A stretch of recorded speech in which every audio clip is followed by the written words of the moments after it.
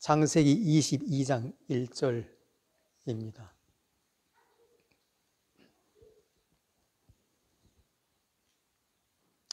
그 일 후에 하나님이 아브라함을 시험하시려고 그를 부르시되 아브라함아 하시니 그가 이르되 내가 여기 있나이다.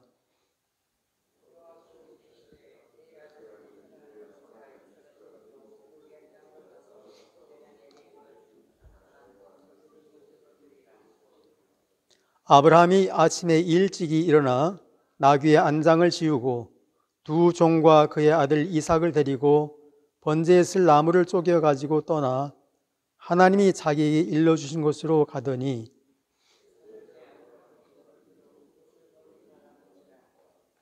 이에 아브라함이 종들에게 이르되 너희는 나귀와 함께 여기서 기다리라. 내가 아이와 함께 저기 가서 예배하고 우리가 너희에게로 돌아오리라 하고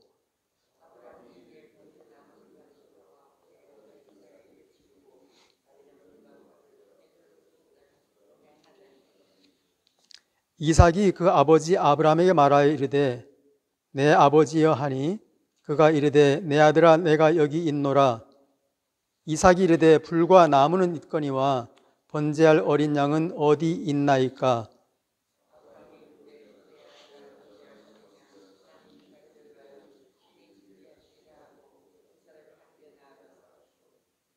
하나님이 그에게 일러주신 곳에 이른지라. 이에 아브라함이 그곳에 제단을 쌓고 나무를 버려놓고 그의 아들 이삭을 결박하여 제단 나무 위에 놓고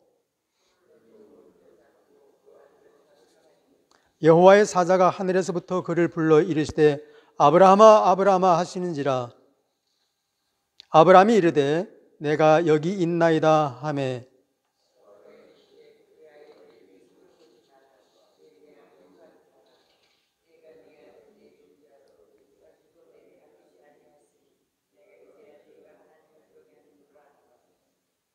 아브라함이 눈을 들어 살펴본즉 한 숫양이 뒤에 있는데 뿔이 수풀에 걸려 있는지라. 아브라함이 가서 그 숫양을 가져다가 아들을 대신하여 번제로 드렸더라. 아브라함이 그 땅 이름을 여호와 이레라 하였으므로 오늘날까지 사람들이 이르기를 여호와의 산에서 준비되리라 하더라. 아멘. 너무나 잘 우리가 알고 있는 말씀이고 그래서 익숙하지만 또 한편으로는 너무나 어려운 그런 말씀이기도 합니다. 제가 지난주에 이 본문을 가지고 우리 교회에서 설교를 했는데 또 이 자리에서 하는 것은 또 새로운 의미가 있고 또 다른 어려움이 있는 것 같은 생각이 들기도 합니다. 먼저 그 일 후에라고 이렇게 본문이 시작을 합니다. 우리가 잘 아는 바와 같이 바로 이 앞장에는 어떤 일이 있었는가 하면은 아브라함이 이스마엘을 하갈과 함께 이제 완전히 내보내는 그런 일이 있습니다. 그 집에 두 아들이 있었는데 이제 아들이 하나만 남게 된 것이죠. 그때 하나님이 아브라함을 시험하시려고 그를 부르셨다 그럽니다. 우리는 경기가 다 종료된 후에 예를 들어서 좀 전에 봤던 우리 대한민국하고 어떤 나라하고 해서 우리가 이긴 그런 경기를 보고 있는 것처럼 이 성경을 읽고 있기 때문에 하나님이 아브라함을 시험하시려고 하셨고 그 시험이 가지고 있는 그 어떤 의미, 뜻, 또 의도된 대로 아브라함은 그것을 통해서 그의 믿음이 확증되었고 그 믿음이 더 강건해졌고 그래서 믿음의 조상이라고 이렇게 불리게 되어서 그렇게 하고 우리는 편안하게 넘어갈 수가 있기도 합니다.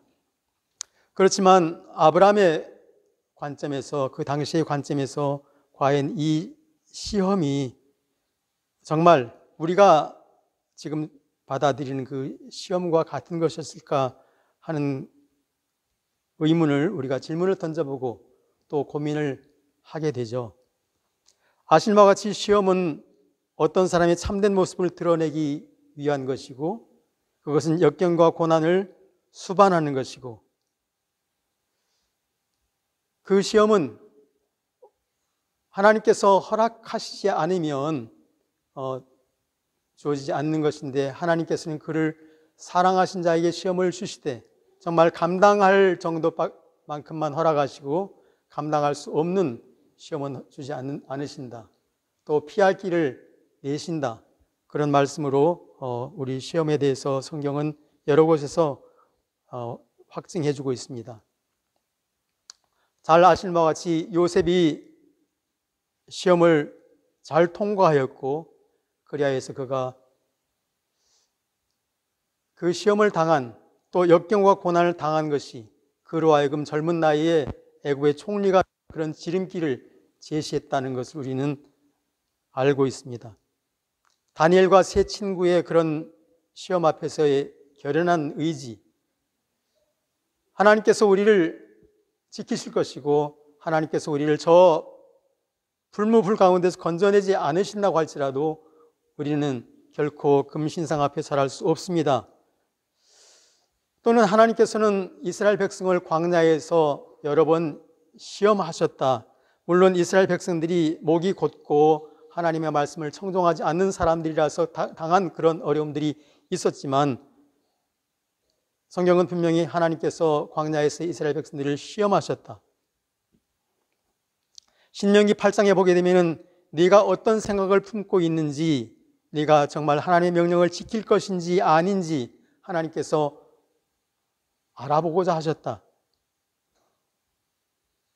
그리고 신명기 8장 16절에서 결국 너에게 유익을 주고 너를 겸손하게 하고자 그런 시험을 베푸셨다 그럽니다. 우리가 우리의 삶을 돌아보면서 우리에게는 어떤 시험이 있었는지, 어떤 시험에서 우리는 그것을 잘 통과했고 그것이 유익이 되었고, 어떤 시험은 내가 돌아오면 정말로 내가 그 시험을 당하지 않았어도 되었을 것인데 이것이 하나님이 허락하신 시험인지 아니면 내가 잘못해서 당하는 그런 그 필연적인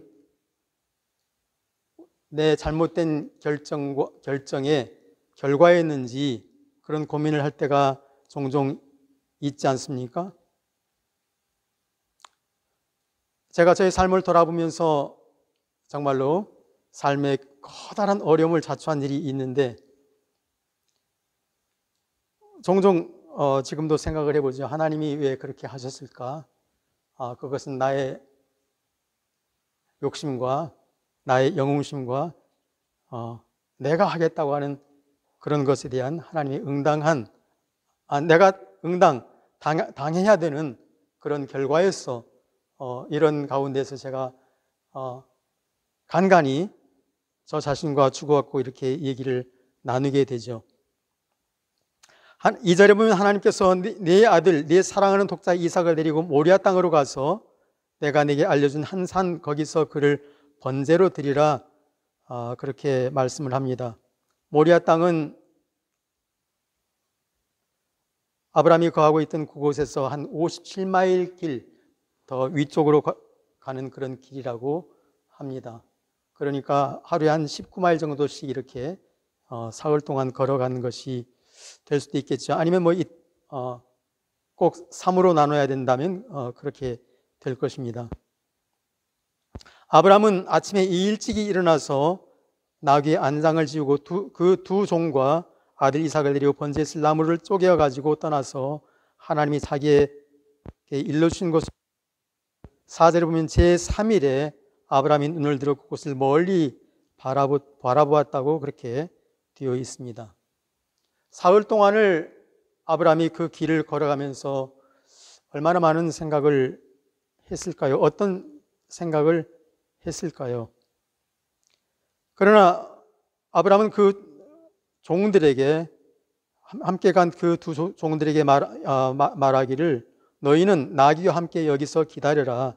내가 아이와 함께 저기 가서 예배하고 우리가 너희에게로 돌아오리라 그렇게 말을 합니다. 우리가 너희에게로 돌아오리라.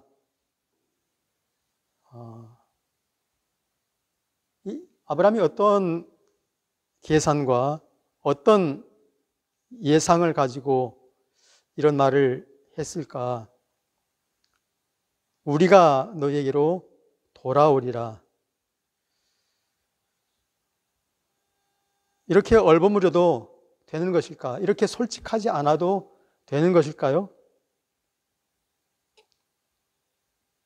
이에 아브라함이 번제나무를 가져다가 그 아들 이삭에게 지우고 자기는 불과 칼을 손에 들고 두 사람이 동행했다 그럽니다.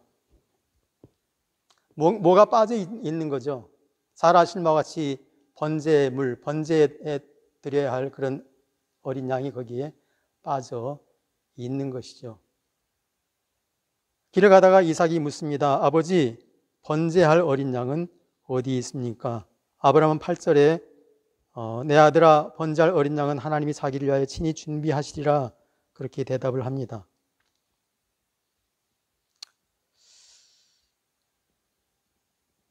구절에 아브라함이 그곳에 제단을 쌓고 나무를 버려놓고 그의 아들 이삭을 결박하여 제단 나무 위에 놓고 손을 내밀어 칼을 잡고 그 아들을 잡으려 하니 이렇게 성경이 기록하고 있습니다. 자, 이제 아들 이삭이 정말 100세에 얻은 그 아들 이삭이 자기에게 아버지, 번제할 어린 양은 어디 있습니까? 이렇게 물을 때 아브라함이 던진 대답이 내 아들아, 번제할 어린 양은 하나님이 자기를 위하여 친히 준비하실 것이다. 그렇게 말하였는데 이 말을 우리가 어떻게 받아들이면 좋겠습니까? 너무나 그 대답이 불분명하다. 그럴 수도 있겠고 또 어떤 각도에서 보면 아브라함 믿음이 참 대단하다. 그렇게 말할 수도 있겠죠. 우리는 어느 편에 설 수 있겠습니까? 우리 개역개정은 그의 아들 이삭을 결박하여 제단 나무 위에 놓고 이렇게 기록하였는데 우리가 조금만 물러서서 보게 되면은 우리가 이미 설교를 통해서 들어서 알고 있고 우리가 성경 공부를 통해서 알고 있는 것처럼 아브라함이 이 이삭을 결박한 것이 아니라 정말로 이삭이 스스로 결박당하는 그런 선택을 하였다.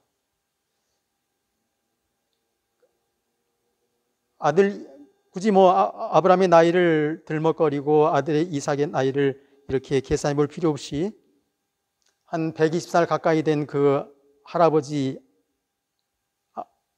아브라함, 지금 17, 18세 된 그 펄펄한 청년, 그 청소년 이삭, 그 아들이 정말로 결박당하기를 스스로 자처하지 아니하면은 결코 결박할 수가 없는 거죠.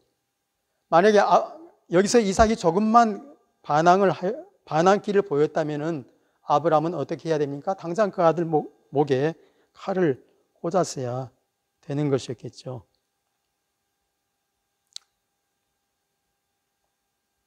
하나님은 그의 구속사를 이뤄가시기 위해서 어쨌든 그 이삭을 하나님께서 약속하신 대로 이 아들 이삭을 통하여서 내가 언약을 맺을 것이고 이를 통하여서 메시아가 올 것이고 그런 약속을 주셨고 그런 계산을 하고 계셨기 때문에 이 이삭을 살려 주셨다고 우리는 생각할 수 있습니다. 정말로 성경을 우리가 신구약을 다 읽어보고 깨닫고 신학적으로 분석해 본 그런 입장에서 우리는 이 아브라함은 우리 아버지 하나님을 대변하는 분이고 또한 이 아들 이삭은 우리를 위해서 어린 양 대신 예수 그리스도를 예표하는 분이다. 그렇게 우리는 구속사적으로 해석을 하고 거기에 충분한 동의를 보냅니다.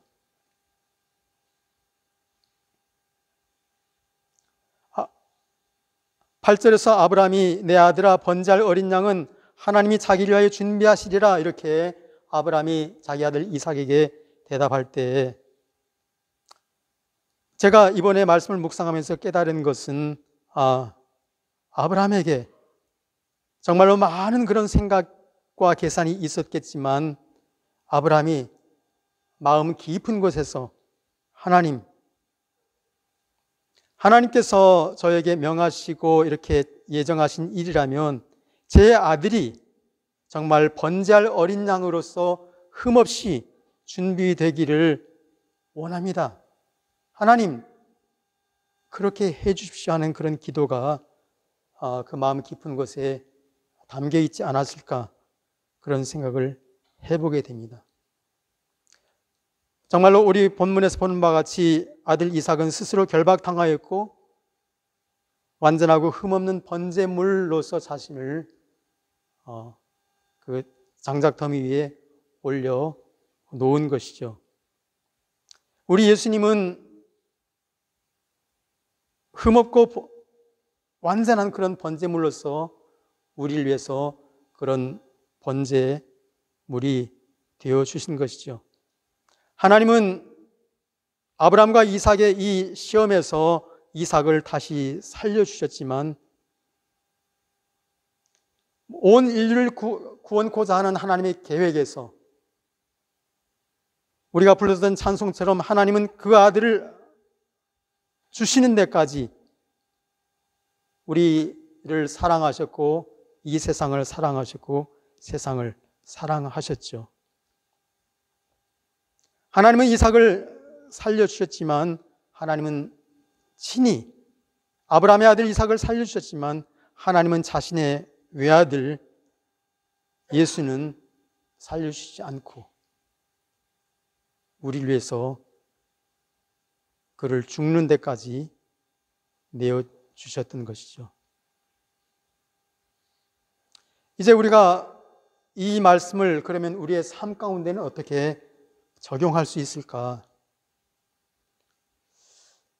제가 몇 년 전에 어떤 과제를 하면서 읽었던 몇 권의 책 중에서 스티븐 매튜슨이 쓴 청중을 사로잡는 구약의 내러티브 설교에서 그분은 이 본문을 가지고 현대적으로 적용을 해서 어떤 예를 들었냐면은 어떤 어린 아들에게 컴퓨터 게임을 끊게 하는 아버지라는 관점에서 이 본문을 이렇게 설교의 예시를 보여준 그런 부분이 있습니다. 물론 제가 그 설교문을 찬찬히 읽어보지 않고 슉 넘겼기 때문에 전체를 제대로 파악했는지 잘 솔직히 모르겠고 제가 이번 주에 책을 찾아보려고 했는데 그 책을 다른 분에게 줘버려서 제가 없는 것을 보고 아쉬워했지만 그런 적용이 가능할까?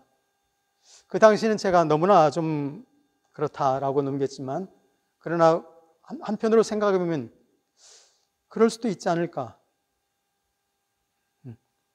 하나님은 아브라함에게 이삭을 바쳐라 그런 그 말씀으로 시험을 하였는데 만약에 하나님이 아브라함에게 아브라함아 네 목숨이 필요하다 그랬으면 아브라함이 어떻게 그 반응을 했을까? 만약에 하나님이 나에게 배목사야 길수야 네 아들 영은이를 나에게 바쳐라 그러면은 그런 것과 길수야 네 목숨이 나에게 필요하다 그런 것은 사뭇 다른 무게로 다가오지 않았을까? 영은이를 나에게 바쳐라 그럴 때 바칠 수 있었을까? 바칠 수 있겠다 그런 생각이 들어요. 그러면 네 목숨이 나에게 필요하다 그럴 때 나는 바칠 수 있었을까? 저는 자신이 없어요. 종래 자신이 없어요. 스티븐 매튜슨 박사가 그 아들에게 컴퓨터 게임을 끊게 하는 그런 것에 적용을 했는데 그것을 제가 제 삶 가운데 저에게 적용을 해볼 때 제가 절대 내려놓지 않고 싶은, 하나님 이것을 내려놓는 것은 저에게 유익이 되지 않고 하나님한테도 유익이 되지 않아요. 그렇게 계속 이렇게 항변하는 그런 것이 있거든요. 건전한 것도 있고 또 건전하지 않아서 이것을 끊어야 되는데 내가 끊었다가 다시 거기를 찾아가고 끊었다 다시 찾아가고 하는 그런 것이 있는 것을 보면서 제가 사실은 이 본문으로 내가 설교를 할 수 있을까? 설교를 하는 것이 가당할까? 내가 계속 이걸 가지고 씨름을 하는 가운데 내가 과연 이 메시지를 전할 수 있는 자격이 되는가 하는 그런 고민과 갈등을 한 주간 내내 했지만, 그러나 그것마저도 하나님께서 유익하게 쓰실 수 있지 않을까. 그 어린아이에게 컴퓨터 게임을 중단시키는 것은 쉬운 일이 아닐 수도 있지 않겠습니까? 우리가 가지고 있는 어떤 것을 하나님은 지금 버리라고 하는 것일까요? 그것은 우리의 피부로 우리가 낳은 아들이 아닐 수도 있겠죠. 우리의 어떤 사업장 전체가 아닐 수도 있겠죠. 소위 말해서 제가 SK텔레콤을 사직하고 목회자가 되는 길을 택하는 것은 굉장히 쉬운 결정이었습니다. 그러나 제가 이제 60대 중반을 넘어서고 몇 년간 목회를 하면서 또 강단에서 말씀을 전하고 기도도 하고 성경도 읽고 결단도 하고 이러면서도 제가 어떤 한 가지를 하나님 그만할게요 이렇게 했다가 다시 거기로 돌아가고 이것을 반복하는 이런 과정은 정말로 쉽지 않고 부끄럽고 처절하고, 우리 각자에게 어떤 부분이 그런 것이 될지도 모릅니다. 직장 생활하는 어떤 성도들에게는 그것이 어떤 승진에 대한 욕구일 수도 있고, 사업을 하는 사람들에게는 그것이 돈일 수도 있고 뭐 그렇겠지만, 우리 목회자들에게는 그것이 어떤 것일까? 정말로 무한히 사랑해야 되는데 무한히 사랑할 수 없는 우리의 연약함은 어떤 것일까? 아니면 영광을 하나님께 돌려드려야 되는데 그러지 못하고 거기에서 무언가, 나에게도 무언가 있었으면 좋겠다고 하는 어떤 것일 수 있을까?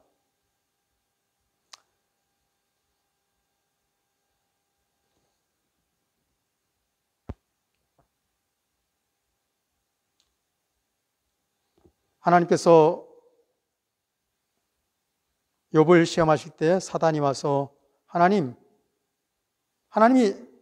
잘 베풀어 주시니까 뭐 그럴 수밖에 없지 않습니까?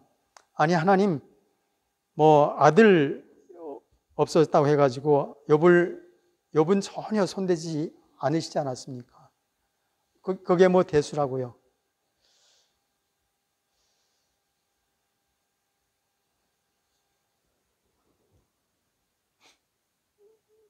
하나님께서 참으로 저의 마음을 좀 더 손대 주시길 바라고 우리의 모두의 마음들을 더 붙들어 주셔서 아브라함이 이 시험을 통과했던 것처럼 또한 하나님께서 우리가 일상적으로 당하는 그런 시험을 잘 통과하시도록 은혜 베풀어 주시기를 우리 자애로우신 하나님께 의뢰하면서 말씀을 맺겠습니다.